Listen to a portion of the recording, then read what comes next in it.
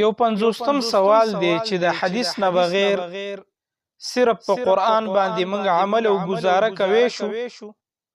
جواب: د حدیث نه بغیر صرف په قرآن باندې موږ عمل او گزاره نشو کولی، ځکه قرآن مجید په سورة النحل کې الله سبحانه وتعالى فرمای: وانزلنا الیک الذکر لتبین للناس ما نزل الیهم وانزلنا الیک الذکر.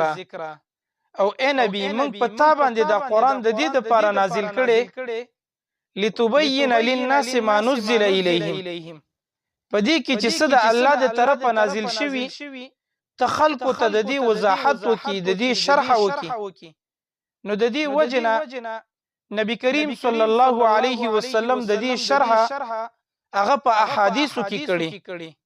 نو موږ صرف په قرآن باندې عمل نشو کولی، ځکه چې د الله رسول د دې وضاحت او شرح په احادیثو کې کړي چې تر څو پورې ورسره احادیث نه ملګري شوي تر هغه وخت پورې په قرآن باندې عمل نشي کېدی.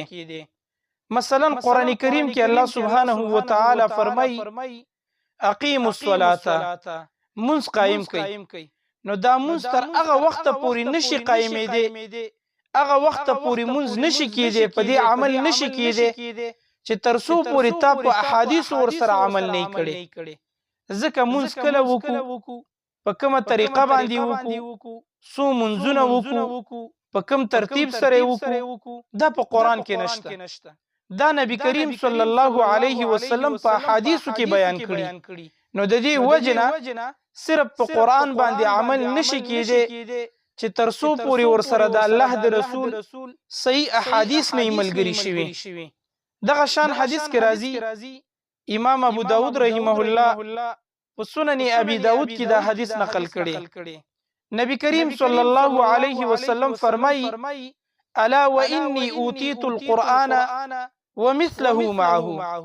خبردار، ماته قرآن کریم هم راکړی شوی او د دې قرآن کریم سره د دې په شانتي یو بل شی هم راکړی شوی چې هغه صحیح احادیث دي. نو د دې وجه نه صرف په قرآن باندې عمل او گزاره نشي کېدی چې تر څو پورې ورسره د نبی کریم صلی الله علیه وسلم احادیث نه ملګري شوي.